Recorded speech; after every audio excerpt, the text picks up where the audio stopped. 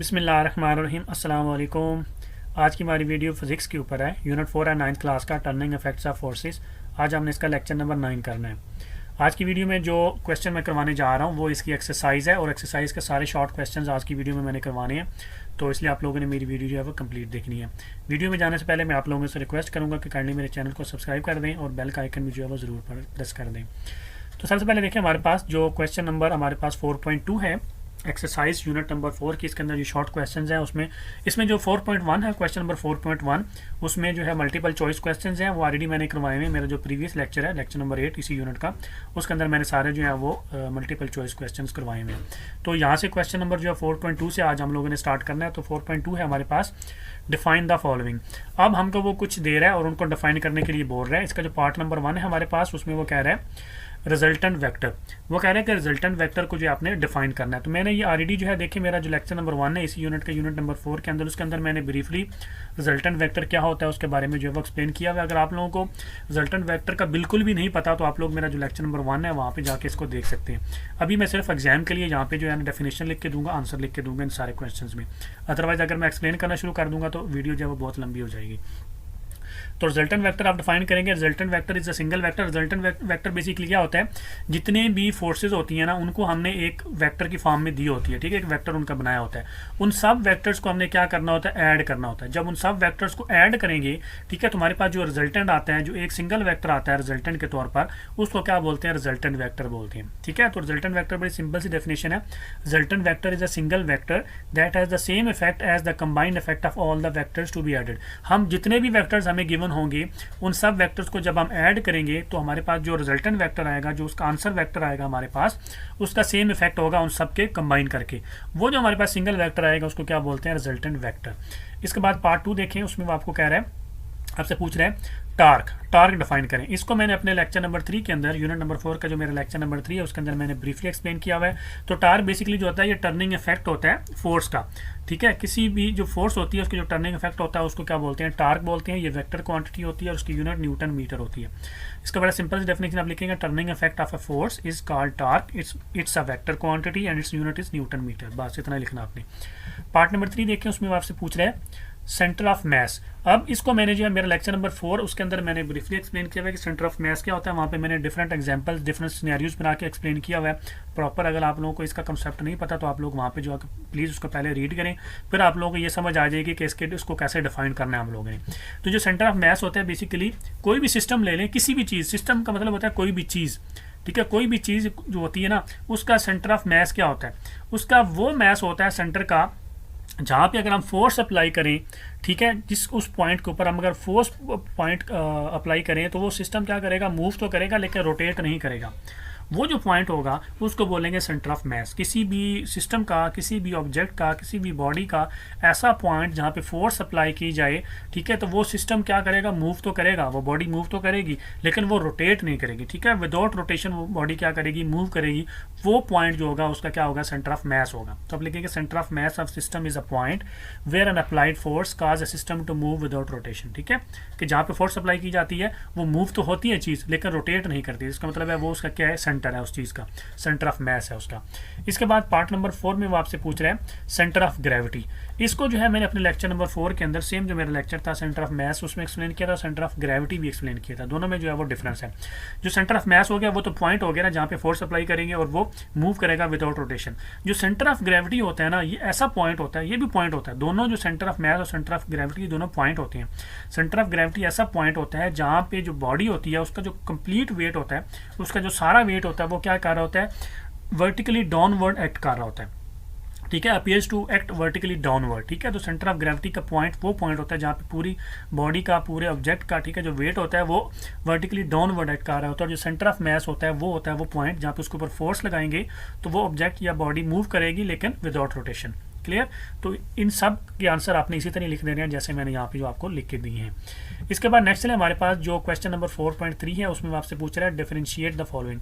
अब हमको वो डिफरेंशिएट करने के बारे में बता रहा है, फर्क बताने के लिए बता रहा है। इसमें जो पार्ट नंबर 1 है उसमें आपसे पूछ रहा है लाइक एंड अनलाइक फोर्सेस। ठीक है, ये मेरा जो लेक्चर नंबर 1 है उसके अंदर मैंने ब्रीफली एक्सप्लेन किया है कि लाइक एंड अनलाइक फोर्सेस क्या हमारे पास जो लाइक फोर्सेज होती हैं ना, ये एक दूसरे के क्या होती हैं, पैरेलल होती हैं। ठीक है, फॉर एग्जांपल दो फोर्सेज है हमारे पास, अगर वो पैरेलल होंगी, पैरेलल का क्या मतलब होता है, एक दूसरे के साथ साथ, ठीक है, एक दूसरे के साथ साथ चल रही है, वो पैरेलल होती है, उनकी सेम डायरेक्शन होती है। ठीक है, जो लाइक फोर्सेज होती हैं एक दूसरे के पैरेलल होती हैं लेकिन सेम डायरेक्शन में जा रही है। मतलब एक फोर्स अगर हम करें लेफ्ट टू राइट जा रही है तो दूसरी फोर्स भी लेफ्ट टू राइट ही जा रही होगी। ठीक है, लेकिन जो अनलाइक फोर्सेज होती हैं ये पैरेलल टू होती हैं, ठीक है, लेकिन अपोजिट डायरेक्शन में होती है। मतलब अगर एक फोर्स हमारी लेफ्ट टू राइट जा रही है तो दूसरी फोर्स हमारी क्या होगी, राइट टू लेफ्ट जा रही होगी, अपोजिट डायरेक्शन में जा रही होगी। तो दोनों लाइक और अनलाइक फोर्सेज जो है पैरेलल होती हैं लेकिन डायरेक्शन इनकी डिफरेंट होती है। लाइक जो है वो सेम डायरेक्शन में होती हैं और अनलाइक जो होती हैं वो अपोजिट डायरेक्शन में होती हैं। बस ये दोनों में जो है डिफरेंस है। इसमें पार्ट नंबर 2 देखिए, उसमें आपसे पूछा टार्क एंड कपल।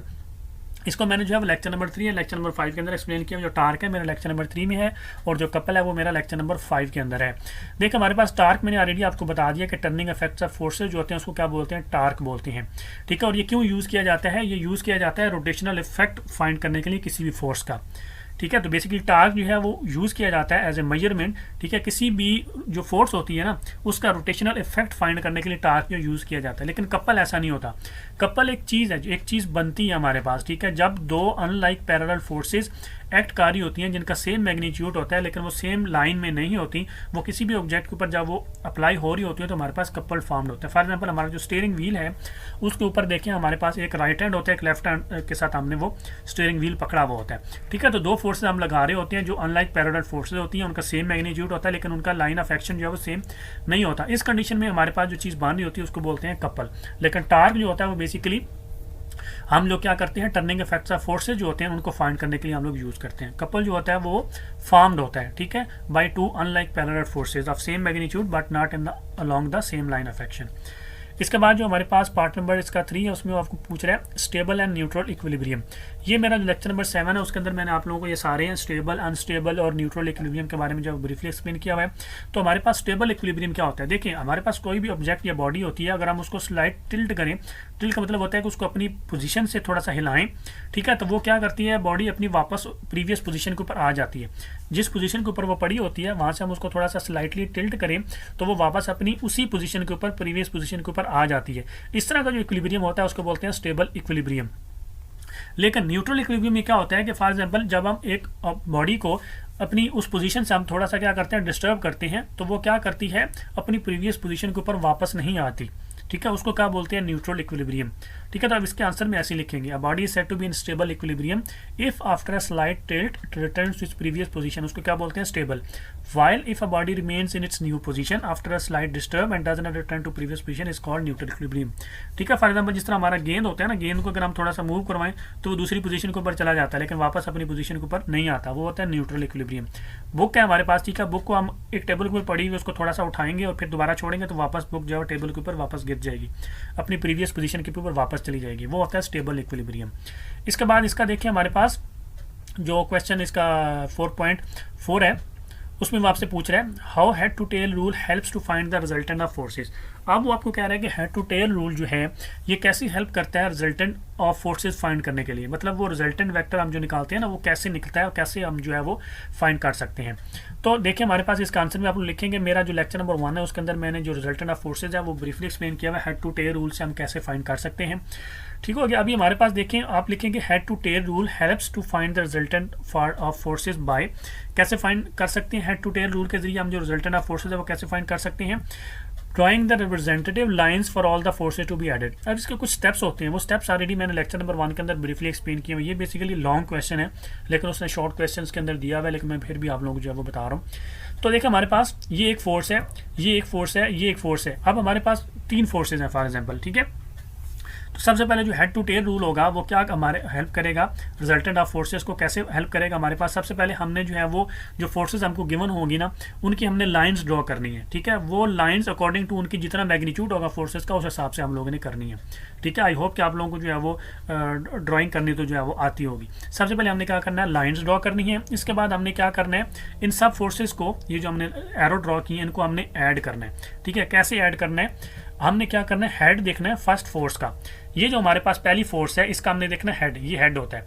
ये कौन साइड करेगा, ये हमारे पास सेकंड फोर्स है इसके टेल से, ठीक है, कोइंसाइड का मतलब होता है मिलना। ये फर्स्ट का हेड इस सेकंड वाले के टेल के साथ हमने मिला देना है, ठीक है, ऐसे करके। अब इसके बाद हमने क्या करना है, देखिए हमारे पास जो सेकंड फोर्स होगी ना, अब हमने सेकंड एंड थर्ड के साथ करना है। पहले हमने क्या किया, फर्स्ट एंड सेकंड के साथ किया, अब हमने सेकंड एंड थर्ड के साथ करना है। ये सेकंड का हेड होगा और थर्ड का जो है वो टेल होगा, ठीक है, ऐसे ही आगे हमने चलते जाना है, ठीक है। ये सेकंड का हेड होगा और थर्ड की क्या होगी, टेल होगी। इनको आपस में हम लोगों ने मिला देना है ऐसे करके, ठीक है। इसके अलावा जितनी भी और फोर्सेज होंगी उनको हमने इसी तरीके से जो है वो आगे मिलाते जाना है।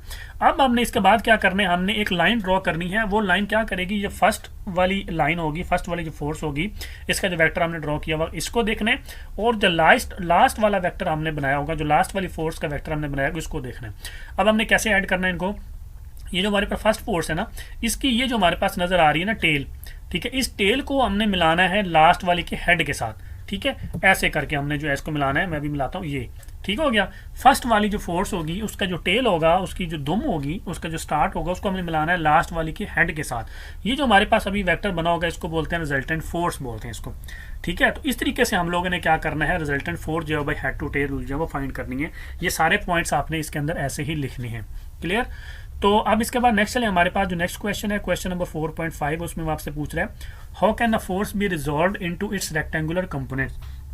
एक फोर्स जो है उसको हम अपने रेक्टेंगुलर कंपोनेंट्स में कैसे रिजॉल्व कर सकते हैं, तो इसके आंसर में आप लोग लिखेंगे। देखिए हमारे पास इसका जो मेरा लेक्चर नंबर 2 है उसके अंदर मैंने ब्रीफली एक्सप्लेन किया हुआ है। रेक्टेंगुलर कंपोनेंट्स मतलब क्या होता है कि जो एक्स एक्सिस के ऊपर हमारी फोर्स है वो, और जो वाई एक्सिस के ऊपर हमारी फोर्स है वो, उसको हमने जो है वो फाइंड करना है, ठीक है। तो अभी मैं फिर से आप लोगों को जो है वो दोबारा से करवा देता हूँ। इस पेज के ऊपर नहीं हो सकती, ये पेज जो है वो छोटा है, तो यहाँ पे आ जाए, यहाँ पे मैं क्वेश्चन ऊपर लिख देता हूँ, तो आप लोगों को जो ईजी हो जाए।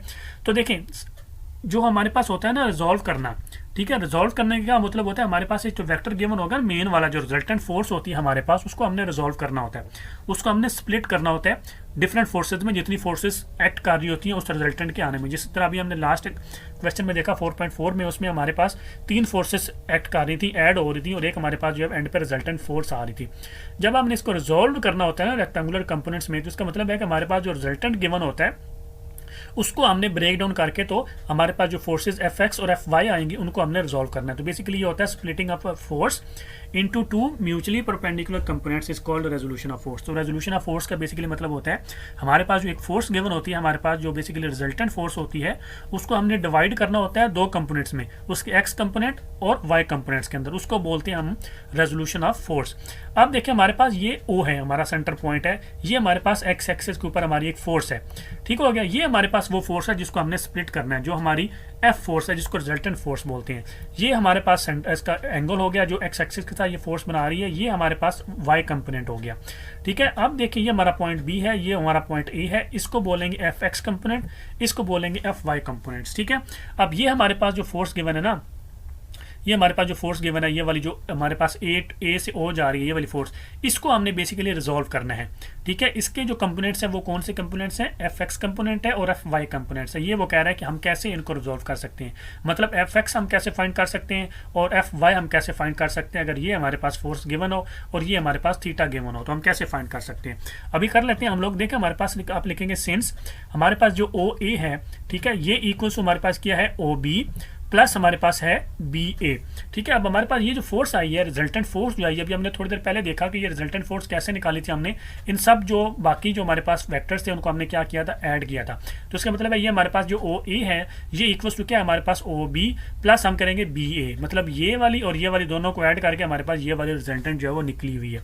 अब देखिए हमारे पास जो वेक्टर ओ ए है ये रिप्रेजेंट कर रहा है फोर्स को, जिसको बोलते हैं एफ, जो हमने लेट की हुई है एफ। इसके अलावा हमारे पास जो वेक्टर ओ बी है ये रिप्रेजेंट कर रहा है एक्स कंपोनेंट को, जिसको बोलते हैं एफ एक्स। ये हमारा एक्स कंपोनेंट है, ठीक है, जो हमारा ये वाला कंपोनेंट है ना, ये वाला, ये है एक्स कंपोनेंट, इसको क्या हमने नाम दिया हुआ है, एफ एक्स। और ये हमारा जो है ये वाई कंपोनेंट है, इसको हमने एफ वाई का नाम दिया। इसी तरह हमारे पास जो वेक्टर बी ए है वो रिप्रेजेंट कर रहा है वाई कंपोनेंट को, जिसको हमने एफ वाई का नाम दिया हुआ है, ठीक है। अभी इन्हीं कंपोनेंट को वो कह रहा है कि आप रिजॉल्व करें। क्वेश्चन के अंदर देखिए उसने पूछा है how can the force be resolve into its rectangular components, एक वर्टिकल और एक हॉरिजॉन्टल। एफ एक्स हमारा हॉरिजॉन्टल होता है, एफ वाई हमारा वर्टिकल कंपोनेंट होता है। अभी हमने एफ एक्स और एफ वाई जो है यहाँ से फाइंड करने हैं। तो देखिए हमारे पास जो फोर्स होती है वो इक्वल टू क्या है, हमारे पास F X plus F Y, ठीक है, ऊपर देखें ना, हमने बताया ना कि जो ओ ए है हमारे पास वो इज इक्वल टू क्या है, ओ बी प्लस बी ए। तो हमारे पास जो एफ है, क्योंकि ओ ए हमने किसको लेट किया हुआ है, एफ को लेट किया हुआ है, वो is equal to O B हमने किसको लेट किया हुआ है, एफ एक्स को लेट किया हुआ है। इस तरह बी हमने किसको लेट किया हुआ है, एफ वाई को लेट किया हुआ है। तो मैं जस्ट पुट कर दूंगा F is equal to F X plus F Y हमारे पास। तो सिंस वी नो, आप लिखेंगे सिंस वी नो, जो हमारे पास कॉस थीटा होता है वो इज इक्वल टू होता है बेस डिवाइडेड बाई हाइपोटेनियस। ये कॉस थीटा का फार्मूला होता है। अब देखिए हमारे डायग्राम में तो बेस क्या है हमारे पास, और वो हमारे पास है ओ बी, और हमारे पास जो हाइप है वो है ओ ए। ठीक हो गया। अब cos theta is equal to, अब ओ बी हमारे पास क्या था, एफ एक्स, तो मैं लिख दूंगा एफ एक्स डिवाइडेड हमारे पास ओ ए क्या था, एफ। यहाँ से मैंने एफ एक्स निकालना है, तो एफ एक्स मेरे पास जो है वो क्या बन जाएगा, इज इक्वल टू एफ दूसरी तरफ जाके cos थीटा के साथ मल्टीप्लाई हो जाएगा, तो एफ डॉट cos थीटा, ये मेरे पास एफ एक्स आ गया। ठीक है, अब मैंने निकालना है सिमिलरली एफ वाई जो है वो मैंने निकालना है। तो उसके लिए मेरे पास देखें साइन थीटा में यूज करूंगा। जो साइन थीटा होता है वो इक्वल टू होता है हमारे पास हाइट डिवाइडेड बाय हाइपोटेनियस। ठीक है, तो अभी हमारे पास देखें जो हाइट है वो हमने किसको लेट किया हुआ है, ए बी को लेट किया हुआ, और डिवाइडेड बाय ओ ए हमने जो है वो लेट किया हुआ है, हमारे पास जो है वो हाइपोटेनियस है इसका। ए बी लिख लें या बी ए लिख लें आप लोग, ठीक है, कोई फर्क नहीं पड़ता। अब हमारे पास देखें जो साइन थीटा है वो इक्वल टू क्या आ जाएगा, ए बी मेरे पास क्या है, एफ वाई, तो F Y divided by O A मेरे पास जो है वो एफ है। यहाँ से एफ निकालूंगा, एफ वाई निकालूंगा सॉरी यहाँ से, तो एफ वाई मेरे पास निकल आएगा इज इक्वल टू एफ, और साथ में जो है वो साइन थीटा मेरे पास आ जाएगा। ठीक है, ये मेरे पास निकल आया एफ वाई का जो है वो आंसर। तो आपने जो हॉरिजॉन्टल कंपोनेंट है वो होता है एफ एक्स, वो इक्वल टू आएगा एफ डॉट कॉस थीटा, और जो हमारे पास एफ वाई है जो हमारे पास वर्टिकल कंपोनेंट होता है वो equal to F dot sine theta. इस तरीके से आपने जो है वो इनको जो है वो सॉल्व करना है, इनको जो आपने रिजोल्व करके बताना है उसको इसके रेक्टेंगुलर कंपोनेंट्स में निकाल के बताना है आपने। क्लियर। तो इसके बाद नेक्स्ट है हमारे पास जो इसका नेक्स्ट पार्ट है क्वेश्चन नंबर इसका 4.6, उसमें आपसे पूछ रहा है when a body is said to be in equilibrium. वो कह रहा है बॉडी कब इक्विलिब्रियम में होती है। तो इसके आंसर में आप लोग लिखेंगे, देखें मेरा जो लेक्चर नंबर 6 है उसके अंदर मैंने इक्विलिब्रियम के बारे में ब्रीफली एक्सप्लेन किया हुआ है। तो आप लिखेंगे a body said to be in equilibrium if no net force act on it. तो बॉडी कब इक्विलिब्रियम में होती है, जब उसके ऊपर कोई भी फोर्स जो है वो नेट फोर्स जो है वो एक्ट ना कर रही हो। नेट फोर्स होती है कि फॉर एग्जाम्पल उसके ऊपर दो फोर्सेज एक्ट कर रही हैं, ठीक है, लेकिन अगेंस्ट हैं, अपोजिट डायरेक्शन में है, तो इसका मतलब उनका नेट इफेक्ट क्या होगा, जीरो। इस सिचुएशन में भी वो क्या होंगी, इक्विलिब्रियम में होंगी।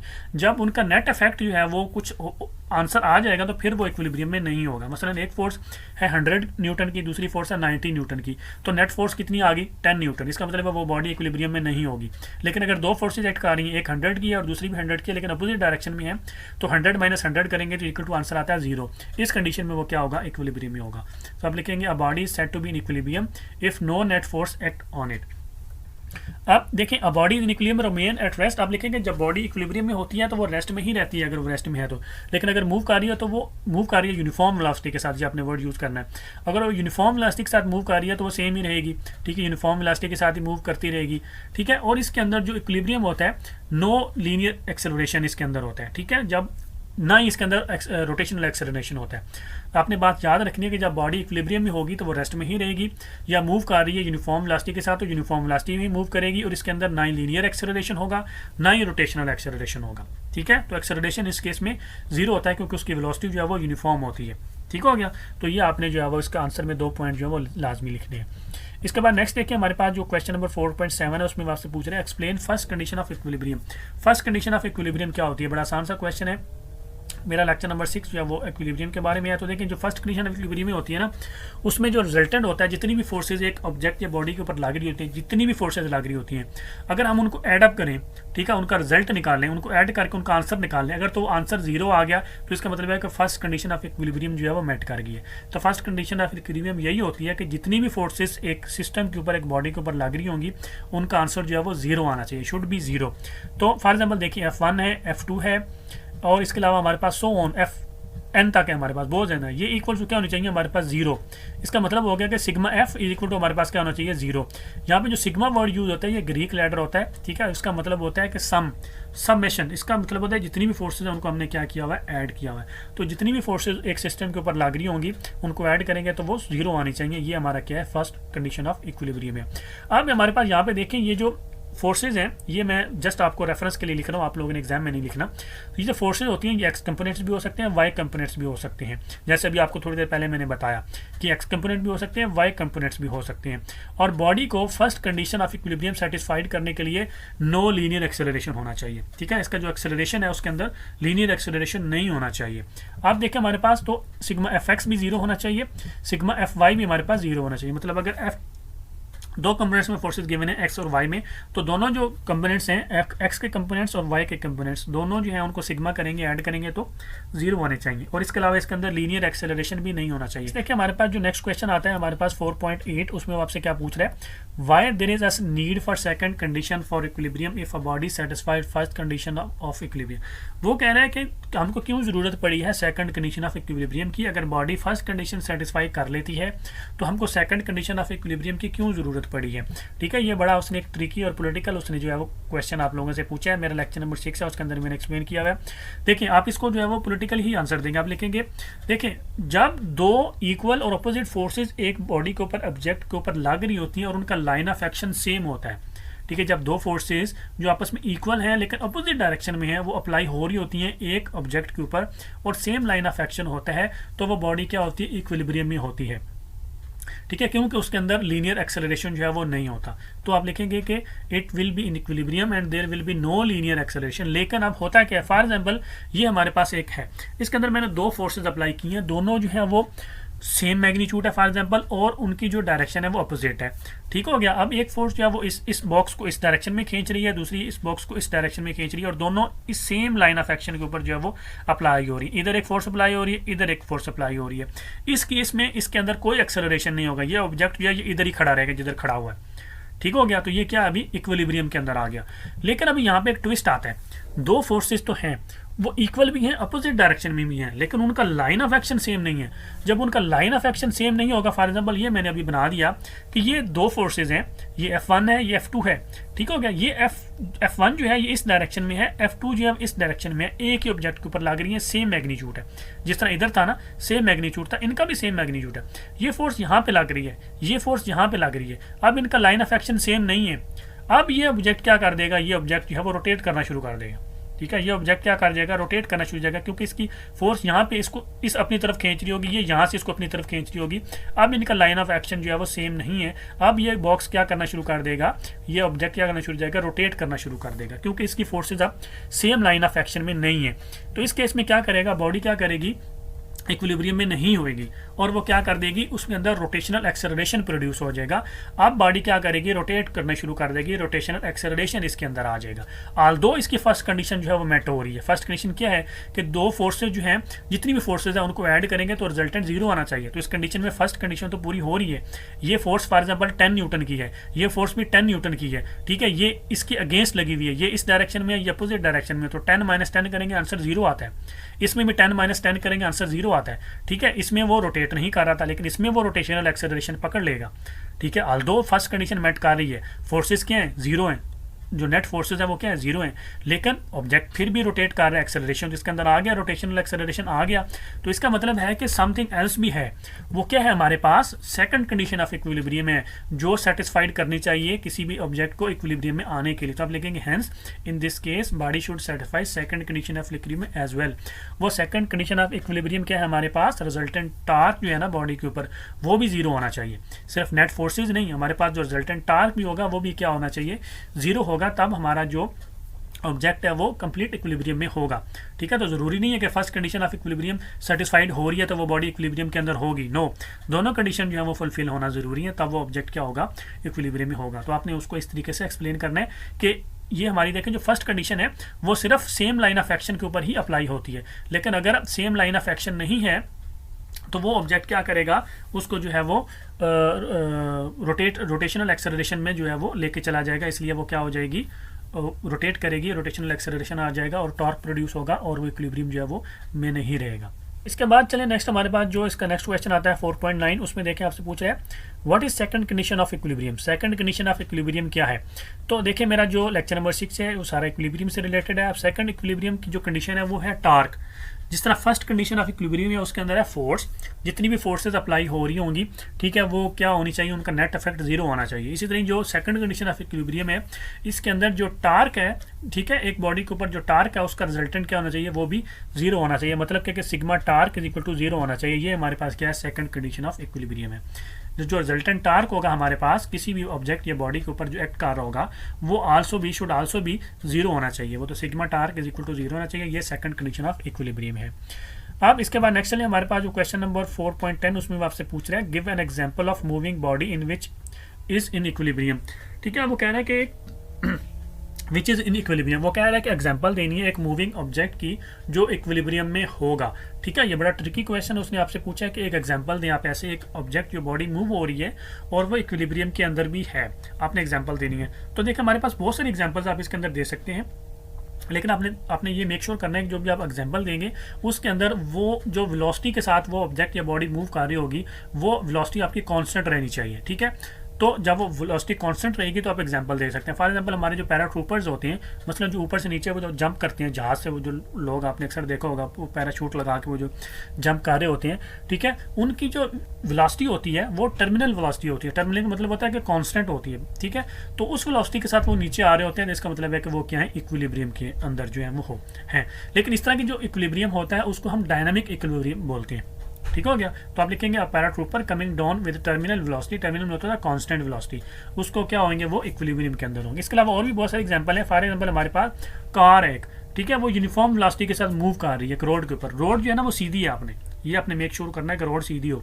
ठीक है, वो क्या है, वो भी हमारी इक्विलिब्रियम में होगी। इस तरह हमारे जो एरोप्लेन्स हैं, ठीक है, वो अगर यूनिफॉर्म वेलोसिटी के साथ जो है वो ट्रैवल कर रहे हैं सेम डायरेक्शन में, तो वो भी क्या होंगे, एग्जांपल ऑफ इक्विलिब्रियम है। तो आप इनमें से कोई भी जो है वो इक्विलिब्रियम की एग्जांपल दे सकते हैं, लेकिन आपने यूनिफॉर्म वेलोसिटी साथ में लाजमी जो है वो लिखना है, वरना आपका आंसर जो है वो गलत कर देगा। आपने एक ही एग्जांपल देनी है जो आपको ईजी लगे, आप दे सकते हैं यहाँ पे।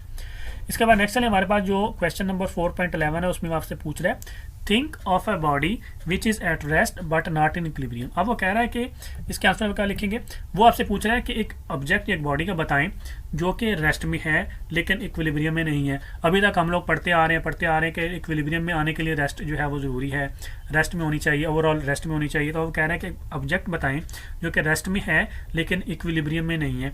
ऐसा कैसे हो सकता है कि इक्विलिब्रियम जो है रेस्ट में हो लेकिन इक्विलिब्रियम में जो है वो ना हो। तो ये बड़ा जो है उसने टेक्निकल क्वेश्चन। ये हमारे पास एक गेंद है फॉर एग्जांपल, इस गेंद को मैं यहाँ से फेंकता हूँ ऊपर की तरफ, यहाँ पे, ठीक है, मतलब एक फोर्स के साथ ऊपर फेंकता हूँ।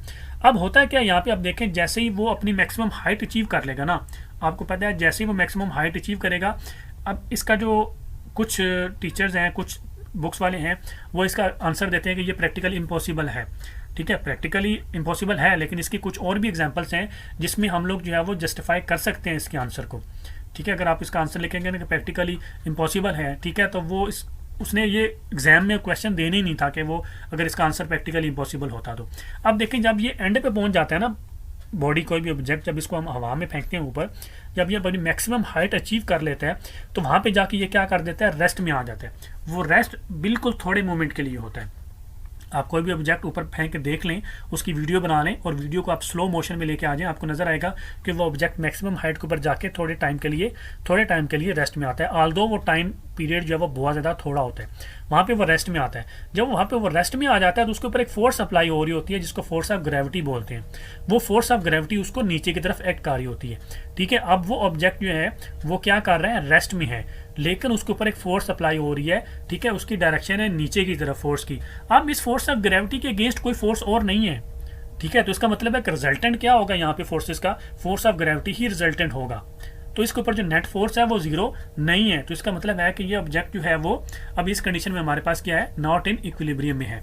ऑल्दो वो रेस्ट में आ गया, ठीक है, लेकिन वो इक्विलिब्रियम में भी नहीं है क्योंकि उसके ऊपर नेट फोर्स एक्ट कर रही है। जो कि इक्विलिब्रियम की कंडीशन क्या है हमारे पास, no net force act on a body, लेकिन इस कंडीशन में उसके ऊपर फोर्स एक्ट कर रही है जो कि फोर्स ऑफ ग्रेविटी है, जो कि नीचे की तरफ एक्ट कर रही है। इसके अगेंस्ट कोई और फोर्स नहीं है जो कि अगेंस्ट और इसको नेट इफेक्ट को जीरो कर दे, फोर्स ऑफ ग्रेविटी को कोई और फोर्स नहीं है, तो फोर्स ऑफ ग्रेविटी ही है। ठीक हो गया, तो इसका मतलब है वो रेस्ट में भी है और फोर्स ऑफ ग्रेविटी उसके ऊपर एक्ट भी कर रही है। तो देखें जो फोर्स ऑफ ग्रेविटी है उसका जो अगेंस्ट कोई भी और फोर्स है वो नहीं है, तो इसके ऊपर रेस्ट के ऊपर ही फोर्स ऑफ ग्रेविटी जो है वो रिजल्टेंट फोर्स जो एक्ट कर रही है। तो इसका आप आंसर लिखेंगे, a ball thrown vertically upward came to rest at the highest point but the ball is not in equilibrium। ठीक है, equilibrium since force of gravity is acting on it as a net force. ठीक है, अब वो जब हम उसको ऊपर फेंकते हैं मैक्सिमम हाइट पे, वो रेस्ट में तो आ गया हाईएस्ट पॉइंट के ऊपर, लेकिन वो इक्विलिब्रियम में नहीं है क्योंकि उसके ऊपर फोर्स ऑफ ग्रेविटी एक्ट कर रही है एज अ नेट फोर्स। ठीक है, तो आपने साथ में लिखना है एज ए नेट फोर्स, उसके ऊपर फोर्स ऑफ ग्रेविटी एक्ट कर रही है। वो रेस्ट में भी है लेकिन इसके ऊपर ओवरऑल देखें तो हमारे पास फोर्स ऑफ ग्रेविटी एक्ट कर रही है। ठीक है, तो रिजल्टेंट इसका जो इसके ऊपर जो रिजल्टेंट फोर्सेज हैं वो हमारे पास फोर्स ऑफ ग्रेविटी है।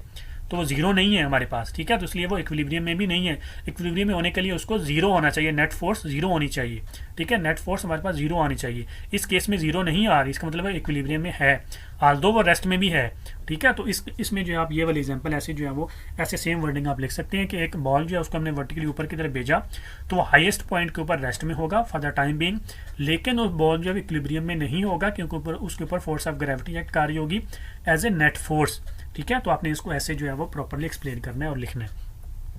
इसके बाद नेक्स्ट है हमारे पास जो क्वेश्चन नंबर 4.12 है, उसमें आपसे पूछ रहे हैं why a body can not be in equilibrium due to a single force acting on it. अब वो कह रहा है कि एक ऑब्जेक्ट एक बॉडी जो है वो इक्विलिब्रियम में क्यों नहीं हो सकती अगर उसके ऊपर सिर्फ सिंगल फोर्स एक्ट कर रही होगी। तो इसके आंसर आप लिखेंगे, अब यही देखें उसने जो क्वेश्चन पूछा है, ये 4.11 से रिलेट करें इसको। जो हमारे पास बॉल था जब वो मैक्सिमम हाइट के ऊपर पहुंचा तो उसके ऊपर कौन सी फोर्स अप्लाई हो रही थी, फोर्स ऑफ ग्रेविटी, और वो फोर्स ऑफ ग्रेविटी क्या थी, सिंगल फोर्स थी। उसके अगेंस्ट कोई अपोजिट फोर्स थी, कोई अपोजिट फोर्स नहीं थी, सिंगल फोर्स एक्ट कर रही थी। यहाँ पे वो आपसे पूछ रहा है कि क्यों नहीं इक्विलिब्रियम में जो है वो नहीं हो सकता, मतलब, ठीक है। तो वो आपको 4.11 वाला क्वेश्चन जो है वो यहाँ से भी क्लियरली जो है वो इजीली समझ आ जाएगा कि एक सिंगल फोर्स किसी के ऊपर ऑब्जेक्ट के ऊपर एक्ट कर रही होगी तो वो इक्विलिब्रियम में नहीं हो सकता वो, ठीक है। अब देखिए इसके आंसर में आप लिखेंगे A body cannot be in equilibrium due to single force acting on it because the single force is not balanced and produces acceleration, ठीक है। वो सिंगल फोर्स जो होती है वो बैलेंस नहीं होती क्योंकि उसके अगेंस्ट या अपोजिट कोई फोर्स और नहीं होती, और वो सिंगल फोर्स बैलेंस ना होने की वजह से उस ऑब्जेक्ट या बॉडी में क्या करती है, एक्सेलरेशन प्रोड्यूस करती है। वो एक्सेलरेशन सेम डायरेक्शन में होता है जिस डायरेक्शन में वो फोर्स अप्लाई की जाती है। फॉर एग्जाम्पल हमारा जो लास्ट 4.11 क्वेश्चन वाला था उसमें जो गेंद के ऊपर फोर्स अप्लाई हो रही थी, फोर्स ऑफ ग्रेविटी, उसी डायरेक्शन में वो गेंद जो है वो मूव करेगा नीचे की तरफ, ठीक हो गया। तो जब भी एक फोर्स अप्लाई होती है किसी भी ऑब्जेक्ट या बॉडी के ऊपर तो वो क्योंकि वो बैलेंस नहीं होती इसलिए वो एक्सेलरेशन प्रोड्यूस करती है सेम डायरेक्शन में जिस डायरेक्शन में फोर्स अप्लाई होती है, इसलिए वो इक्विलिब्रियम में ऑब्जेक्ट या बॉडी नहीं हो सकता, ठीक है। तो आप ऐसे ही इसको जो है वो लिख देंगे। इसके बाद नेक्स्ट चले हमारे पास जो 4.13 है, उसमें वो आपसे पूछ रहे हैं why the height of vehicle is kept as low as possible, ठीक है। तो इसके आंसर में आप लोग क्या लिखेंगे कि होल वेट। अब देखिए वो आपके पूछ रहे हैं कि जो व्हीकल है, गाड़ी जो है, उसका जो हाइट है वो कम से कम क्यों रखी जाती है, क्यों कोशिश की जाती है कि उसकी हाइट कम से कम रखें। तो देखिए हमारी जो व्हीकल्स होती हैं ना उनका जो पूरा वेट होता है, अभी हमने थोड़ी देर पहले ही पढ़ा सेंटर ऑफ मास और सेंटर ऑफ ग्रेविटी, मैंने आप लोगों को जो है एक्सप्लेन किया था। जितना भी वेट होता है गाड़ी का, सारे का सारा जो वेट होता है गाड़ी का, वो जो उसका सेंटर ऑफ ग्रेविटी होता है ना उसके ऊपर एक्ट कर रहा होता है, ठीक है। जो गाड़ी का सेंटर ऑफ ग्रेविटी होता है उसके ऊपर उसका पूरा वेट जो है वो एक्ट कर होता है। आई होप कि आप लोगों को सेंटर ऑफ ग्रेविटी तो पता होगा, मैंने पहले क्वेश्चन में एक्सप्लेन किया। उसके ऊपर उसका सारा वेट जो है वो अप्लाई जो है वो हो रहा होता है, इसलिए उनकी जो हाइट जो है वो कम रखी जाती है। क्यों हाइट कम रखी जाती है, ताकि उनका जो सेंटर ऑफ ग्रेविटी है वो भी क्या किया जा सके, कम किया जा सके। जब वो सेंटर ऑफ ग्रेविटी कम हो जाएगा तो गाड़ी क्या हो जाएगी, स्टेबल हो जाएगी, सेफ हो जाएगी। जैसे वो टर्न लेगी, ठीक है, तो वो गिरेगी नहीं, उल्टेगी नहीं। इसको मैं आप लोगों को थोड़ा समझाता हूँ, आप लोग ज़्यादा समझ आ जाएगी। ये देखिए मेरे पास ये गाड़ी है फॉर एग्जाम्पल, ओके, इसका ये जो जी है ये सेंटर ऑफ ग्रेविटी है इसका, ठीक है, ये नीचे की तरफ एक्ट कर रहा है। अभी मैंने जो मेरा जो लेक्चर था स्टेबल इक्विलिब्रियम वाला उसके अंदर ही मैंने ब्रीफली एक्सप्लेन किया था। अभी ये जो गाड़ी है फॉर एग्जाम्पल, ठीक है, ये गाड़ी है हमारे पास, इसका सारे का सारा वेट इस सेंटर ऑफ ग्रेविटी के जो पॉइंट होगा ना इसके ऊपर जो है वो एक्ट कर रहा होगा। अब ये सेंटर ऑफ ग्रेविटी की ये बिल्कुल स्ट्रेट नीचे लाइन जो है ना वो होती है, ठीक हो गया, ये बिल्कुल स्ट्रेट लाइन इसके नीचे होती है। अभी ये सेंटर ऑफ ग्रेविटी, ठीक है, ये इसकी बेस लाइन है गाड़ी की, ठीक हो गया, ये गाड़ी की क्या है, बेस लाइन है, ठीक हो गया। अब गाड़ी फॉर एग्जांपल ये थोड़ा सा और टर्न लेगी, ये सेंटर ऑफ ग्रेविटी का पॉइंट अगर इस बेस लाइन से निकल गया, फॉर एग्जांपल यहाँ से क्रॉस कर गया तो ये गाड़ी उलट जाएगी, ठीक हो गया। अभी देखें इसको नीचे लगाया जाता है, यहाँ पे करके इसको नीचे की तरफ बेस के साथ बिल्कुल बनाया जाता है ताकि जितनी मर्जी गाड़ी टर्न लेती फिरे, ठीक है, वो इसके अंदर ही रहे, ठीक है, चाहे वो लेफ्ट जाए चाहे वो राइट जाए, लेकिन इस बेस लाइन के अंदर ही जो इसका पॉइंट है, सेंटर ऑफ ग्रेविटी की लाइन है, वो इस बेस के अंदर से ही गुजरे। जितना ये पॉइंट नीचे होता जाएगा, ठीक है, उतना जितना मर्जी ये टर्न लेती जाएगी स्टिल इसके अंदर से ही गुजरेगा, ठीक है। लेकिन ये पॉइंट अगर फॉर एग्जाम्पल मैं इधर लगा देता, अभी इसको मैं लाइन ड्रॉ करता तो ये बाहर निकल जाता है इसका, ठीक है, आप प्रैक्टिकली भी करके देख सकते हैं। तो ये पॉइंट इसलिए नीचे लगाया जाता है ताकि गाड़ी टर्न ले, ठीक है, तो इसकी जो बेस लाइन है, ठीक है, इसके अंदर ही रहे ये सेंटर ऑफ ग्रेविटी का पॉइंट, और गाड़ी जो है वो स्टेबल और सेफ हो जाए हमारे पास। क्लियर। अगर आप लोगों को मजीद इसके बारे में समझना तो मेरा जो लेक्चर है, जो मेरा लेक्चर नंबर आई थिंक 7 है, उसके अंदर मैंने ब्रीफली एक्सप्लेन किया हुआ है ये। अब इसके बाद नेक्स्ट देखिए हमारे पास क्वेश्चन नंबर 4.14, उसमें वास्ते पूछ रहा है explain what is meant by stable, unstable and neutral equilibrium. ये भी आ गया वही क्वेश्चन जो अभी मैंने थोड़ी देर पहले बताया आपको, जो प्रीवियस 4.13 था। इस give one example in each case. अभी देखिए हमारे पास जो पार्ट नंबर इसका आंसर दे लेते हैं। सबसे पहले हमारे पास यूनिट नंबर 7 के अंदर मैंने एक्सप्लेन की हुई ये सारी चीज़ें। अब आता है हमारे पास स्टेबल इक्विलिब्रियम। तो स्टेबल इक्विलिब्रियम होता है, इसमें ऑब्जेक्ट या बॉडी होती है, अगर हम उसको स्लाइटली टिल्ट करें तो वो अपनी प्रीवियस पोजीशन के ऊपर वापस आ जाती है, और इसका जो सेंटर ऑफ ग्रेविटी वाला पॉइंट होता है वो इसकी बेस के अंदर से गुजर रहा होता है, जैसे अभी मैंने थोड़ी देर पहले 14.13 में एक्सप्लेन किया। इसका सेंटर ऑफ ग्रेविटी का जो पॉइंट होगा वो इसकी बेस लाइन के अंदर से ही गुजरेगा, इसको स्लाइटली टर्न करें और वापस अपनी पोजीशन के ऊपर आ जाएगा, प्रीवियस पोजीशन के ऊपर आ जाएगा। फॉर एग्जांपल हमारे पास बुक पड़ी हुई है टेबल के ऊपर, उसको हम टेबल से उठाते हैं और वापस छोड़ते हैं तो वापस अपनी जो है वो पोजीशन के ऊपर चली जाएगी। इस तरह का जो इक्विलिब्रियम होता है वो स्टेबल इक्विलिब्रियम होता है। अब आगे अनस्टेबल इक्विलिब्रियम। अनस्टेबल इक्विलिब्रियम जो होता है, इसको अगर हम लोग टिल्ट करें, अपनी जगह से इसको थोड़ा सा हिलाएं, तो ये क्या करेगा, अपनी प्रीवियस पोजीशन के ऊपर वापस नहीं जाएगा। इसका जो सेंटर ऑफ ग्रेविटी होता है ना, वो इसकी बेस से बाहर निकल जाता है। जब भी सेंटर ऑफ ग्रेविटी की जो लाइन है वो बेस से बाहर निकल जाएगी तो ऑब्जेक्ट या बॉडी जो है वो अपनी प्रीवियस पोजीशन के ऊपर वापस नहीं जाएगी। ठीक है, उसको बोलते हैं अनस्टेबल इक्विलिब्रियम। फॉर एग्जांपल आपके पास एक पेंसिल है, पेंसिल की आपने वो जो आगे सामने उसकी निब होती है ना, वो आपने नीचे रखी हुई है, ठीक है, टेबल के ऊपर आपने एडजस्ट की हुई है। फॉर एग्जाम्पल इस तरह का जो इक्विलिब्रियम होता है वो अनस्टेबल इक्विलिब्रियम होता है। आप थोड़ा सा भी उस पेंसिल को हिलाएंगे, वो पेंसिल क्या करेगी, नीचे गिर जाएगी, अपनी प्रीवियस पोजीशन के ऊपर वापस नहीं जाएगी। ये होता है अनस्टेबल इक्विलिब्रियम। तीसरा होता है हमारे पास न्यूट्रल इक्विलिब्रियम। न्यूट्रल इक्विलिब्रियम में होता है कि एक ऑब्जेक्ट या बॉडी को थोड़ा सा हम डिस्टर्ब करें, थोड़ा सा हिलाएं अपनी जगह से, तो वो अपनी नई पोजीशन के ऊपर चला जाएगा, नई पोजीशन के ऊपर चला जाएगा और पहली पोजीशन के ऊपर जो है वो वापस नहीं आएगा। लेकिन इसमें और जो अनस्टेबल इक्विलिब्रियम में सिर्फ डिफरेंस एक जो है ना, मेन डिफरेंस होता है, वो है कि इसमें जो सेंटर ऑफ ग्रेविटी की हाइट होगी, जो हम COG की लाइन बनाते हैं, वो COG की लाइन जो है इसमें सेम रहती है सब पोजीशंस के ऊपर। जितनी भी इसकी पोजीशन होगी वहाँ पे जो सेंटर ऑफ ग्रेविटी की जो लाइन होगी, जो हाइट होगी, वो क्या होगी, सेम होगी, वो चेंज नहीं होती। लेकिन अनस्टेबल में ऐसे नहीं होता। ठीक है, इसमें जो सेंटर ऑफ ग्रेविटी की लाइन है वो हर सिचुएशन में, हर पोजीशन में क्या रहेगी, सेम रहेगी। फॉर एग्जांपल हमारे पास एक गेंद है, उसको हम मूव करते हैं ओरिजेंटल सरफेस के ऊपर, जितनी भी ओरिजेंटल सरफेस के ऊपर मूव करेंगे वो एक पोजीशन से दूसरी पोजीशन में चला जाएगा। ठीक है, लेकिन उसकी जो सेंटर ऑफ ग्रेविटी की जो हाइट होगी वो क्या रहेगी, सेम रहेगी। आल्दो वो प्रीवियस पोजीशन के ऊपर वापस नहीं आएगा, लेकिन उसके सेंटर ऑफ ग्रेविटी की जो हाइट है वो क्या रहेगी, सेम रहेगी। अनस्टेबल में और इसमें सिर्फ यही डिफरेंस आता है हमारे पास। ठीक है, तो आपने इस तरीके से इन सबको जो है वो एक्सप्लेन कर देना है। अगर आप लोगों को मजीद इसके बारे में पढ़ना है तो मेरा लेक्चर नंबर 7 जो है उसके अंदर ब्रीफली एक्सप्लेन किया हुआ मैंने। क्लियर? तो आई होप कि आप लोगों को मेरी आज की वीडियो अच्छी लगी होगी। आप लोगों को मेरी आज की वीडियो अच्छी लगी हो तो काइंडली मेरे चैनल को सब्सक्राइब कर दें, लाइक कर दें, अपना बहुत सारा ख्याल रखें, दुआ में याद रखें। अल्लाह हाफिज़।